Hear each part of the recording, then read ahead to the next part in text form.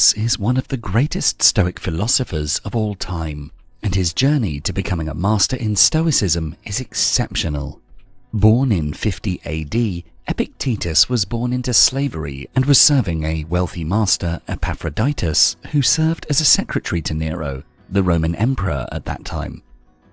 Epictetus had the unusual privilege of being given the right to study philosophy by his master, a right he took maximum advantage of.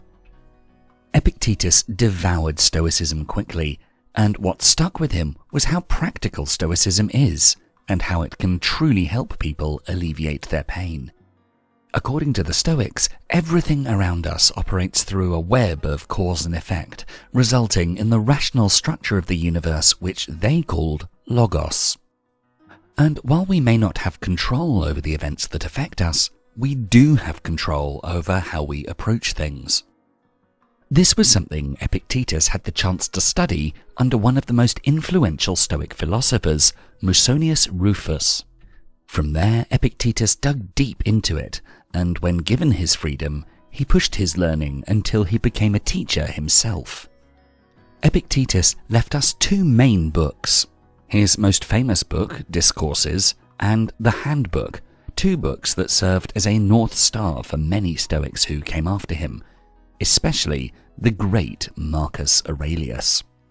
Fear, according to Epictetus, is at the root of all our pain. Although there are rational fears, most of the ones that make us anxious are irrational, and thus one has to clarify one's fears and get rid of the ones that don't make any sense. Most of our fears, according to the Stoics, come from a deep attachment to external things, and that's something that's not coherent with Stoicism. A Stoic should be detached from anything that doesn't fall under their control, which is why in today's video we're going to share 5 life teachings from Epictetus on how to overcome fear. Number 1. Make sense of fear. Epictetus says, "Philosophy's main task is to respond to the soul's cry, to make sense of and thereby free ourselves from the hold of our griefs and fears." When Epictetus became a teacher himself, he emphasized rationalizing our fears, meaning that if we analyze each one of our fears, we'll see that there's no real basis to many of them, and the only reason we have them is that there's a bigger fear, the fear of social disgrace. What he means by this is that when we fear losing our jobs, for example, it's not just because we'll become jobless that we're afraid, but because of how the people around us will see that, potentially labeling us as failures. He also teaches us that many of our fears that we think are related to necessities are in fact just desires. Like the businessman who thinks he can't live without a driver, and the families that think they can't live without a nanny. And so he directs us to discern between what's really a necessity and what is not. And for those that are not, we shouldn't fear them nor get attached to them emotionally. Epictetus urges us to look deeply into our fear as a first step to getting rid of irrational ones. Nowadays, the world is in no shortage of irrational fears. Our world is marked by excessive possessions and consumerism. And this desire to accumulate as many possessions as possible ends up developing so many fears and anxieties in us. One could be forgiven for thinking that every single thing we desire is essential to our very existence. For example, the fear of not owning a car. This particular fear would create unbearable anxiety in many people, many of whom will feel that a car is vital and their survival depends on it. Although a car makes life much easier, at the end of the day it's just one transportation vehicle, and there are many out there that we can utilize without having the need to possess them, like public transport or a taxi. Of course, some fears are rational, but those rarely change throughout history. For example, the fear of not having access to clean water, food to eat, or being in a dangerous or fatal situation. These are all fears that even our great ancestors had. Therefore, we should reconsider what we fear today and filter the fears that are rational from the ones we only think are rational but aren't so in reality. One of the ways Epictetus urges people to overcome fears is by studying philosophy.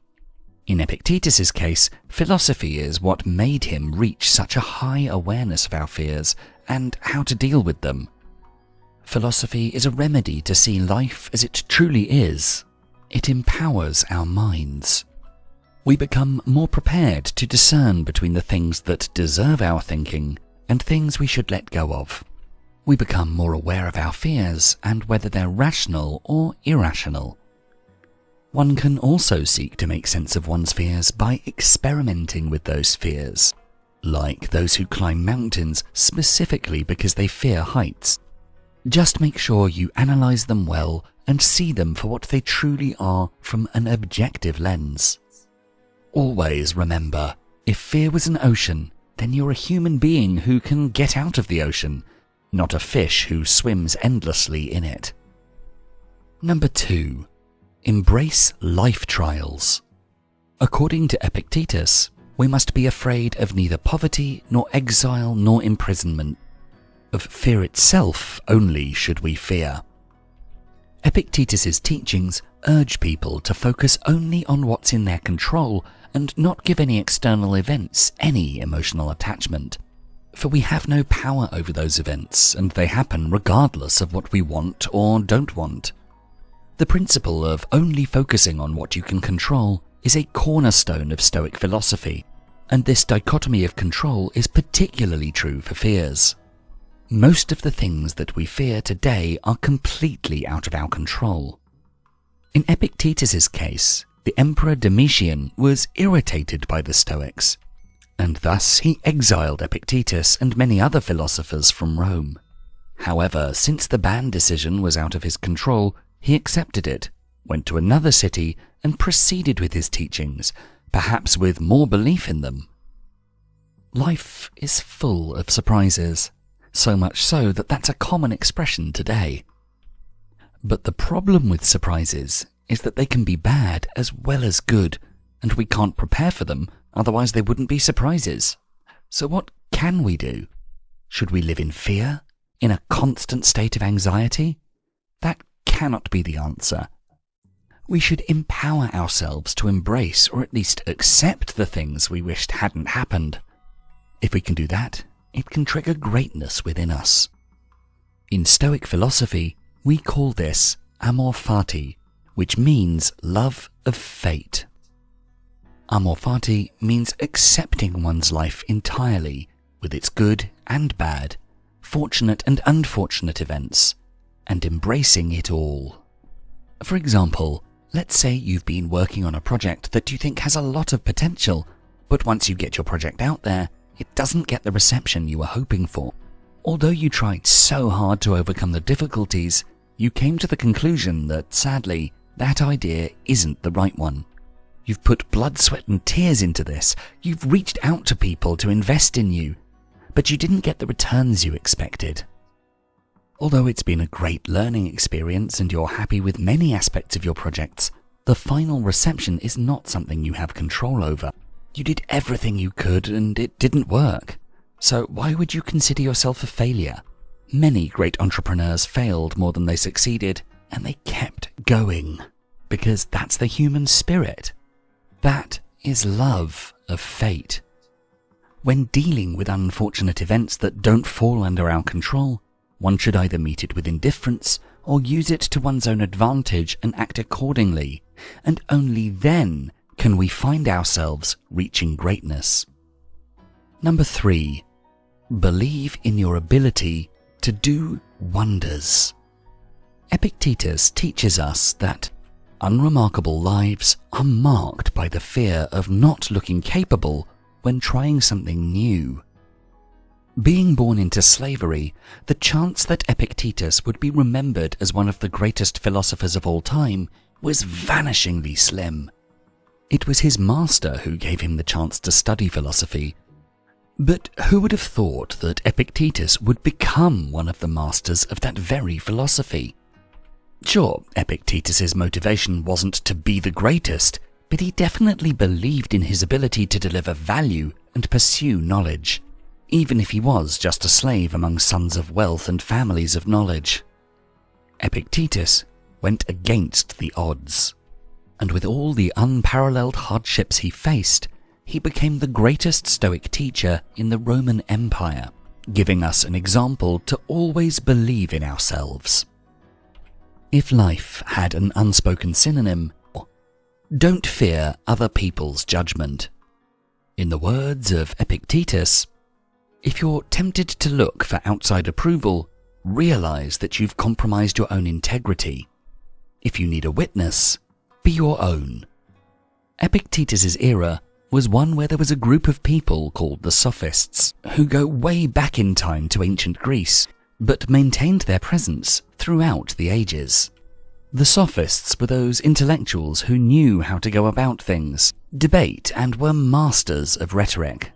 But a Sophist was also one who searched for approval, and if he gets into a debate, it's not to seek new knowledge, but to show people how well-spoken and learned he is.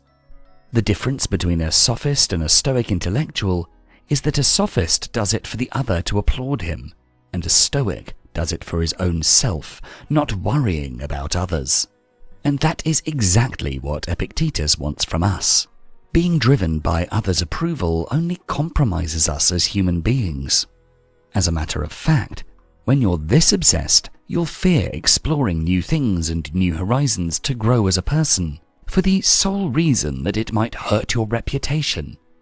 In our lifetime, whatever direction we're going to take, we'll find those who'll build us up and those who'll tear us down. However, there's one way that might help us avoid this, and that is by remaining static, not taking any direction, staying in place, never moving forward. But what good really comes from this? In this situation, what's the difference between us and a mere rock? Yes, we will continue to exist, but it's the journey that makes us special as human beings. It's what makes us grow and flourish intellectually and even physically. Other people's criticism or opinions about us aren't in our control, and since they're not in our control, one shouldn't place too much importance on them. Instead, what is in your control is acceptance. We should accept that with every action we take, we'll be judged, maybe even laughed at, and that's okay. If that's the price one has to pay to reach one's goals, you shouldn't fear taking actions that aren't coherent with what others do, and instead explore the things that you want, the knowledge that gets you going, and the horizons that you want to travel beyond. Number 5. Get rid of the fear of death. In our final quote from Epictetus for this video, he says, "I cannot escape death, but at least I can escape the fear of it." Epictetus was not only a slave at first, but also debilitatingly unwell, and thus he had to learn to accept death and embrace it as if it was lurking around every corner, because while we may ignore it, death lurks nearby for all of us on a daily basis. However, for Epictetus, all those who try to escape death by not thinking about it are only fueling the fear of it. If you really want to get rid of any fear, you should look at it as if it's standing right in front of you and face it head on. This is just as true for fear of death as fear of anything else. For Epictetus, everything happens in our mind, and if we could only direct it to see things differently, it would be free from many concerns. According to Epictetus, the key to getting rid of the fear of death is changing our perception of it. It's very common to see people changing the topic whenever death is brought up in a discussion. However, Epictetus urges us to change our perception and start thinking about death frequently, even on a daily basis. Entertaining this idea of death in our mind turns it into a normal event, and thus it alleviates the pressure related to its uncertainty factor. And it's fair to say that this uncertainty is what makes us anxious.